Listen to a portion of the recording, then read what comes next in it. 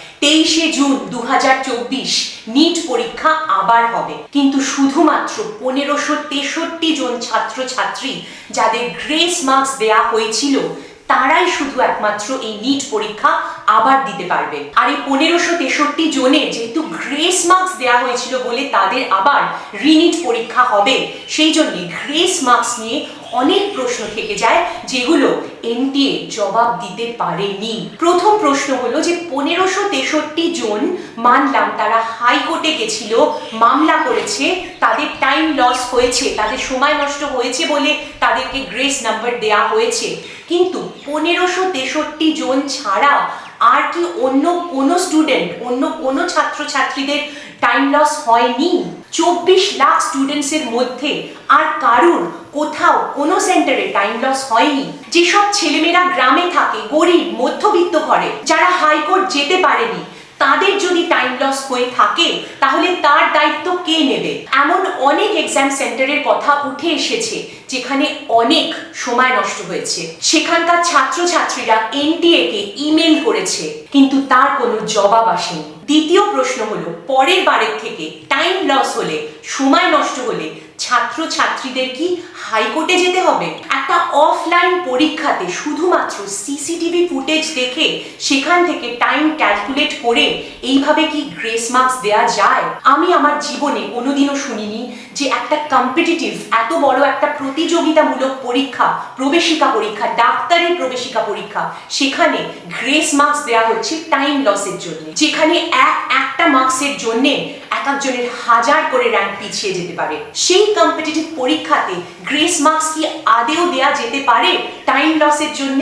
NTA কতটা time লসের জন্য কতটা গ্রেস মার্কস দিয়েছে সেটা এখনো পর্যন্ত এনটিএ কাউকে জানায়নি। সেটা জানার অধিকার ছাত্রছাত্রীদের আছে। আর সব থেকে বড় কথা, এনটিএ নিজের থেকে কখনোই বলেনি যে তারা গ্রেস মার্কস দিয়েছে। জিজ্ঞাসা করার পরে তখন তারা বলেছে। এই গ্রেস মার্কসের কথা ছাত্রছাত্রীদেরকে পরীক্ষার আগে জানানো হয়নি কেন?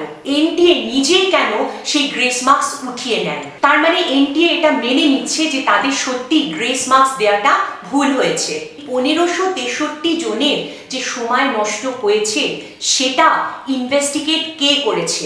এনটিএ নিজেই এটা তদন্ত করেছে যে 1563 জনেরই সময় নষ্ট হয়েছে। যে এনটিএ এত ভুল করেছে তাদের কমিটির ওপর কে বিশ্বাস করে? এমন কোনো একটা কমিটি কেন তৈরি করা হলো না যারা স্বাধীনভাবে বিচার করবে যে কোন কোন ছাত্রছাত্রীদের সত্যি করে সময় নষ্ট হয়েছে? শুধুমাত্র 1563 জনেরই টাইম নষ্ট হয়েছে, এই এনটিএর কথাটাই বারবার করে কেন মেনে নেওয়া হচ্ছে? শেষে সুপ্রিম কোর্ট বলেন যে 0.001%ও যদি প্রবলেম হয়ে থাকে তাহলে সেটার জন্যও অ্যাকশন নেওয়া হবে। সুপ্রিম কোর্ট ছাত্রছাত্রীদের ওপরে হওয়া অন্যায় মেনে নেবে না, এই বলে সুপ্রিম কোর্ট এনটিএ কে তিরস্কারও করে। দেশের এডুকেশন মিনিস্টার ধর্মেন্দ্র প্রধান বলেছেন, ছাত্রছাত্রীদের পাশে সরকার সব সময় আছে, যদি কেউ অন্যায় করে থাকে তাহলে সে শাস্তি পাবে।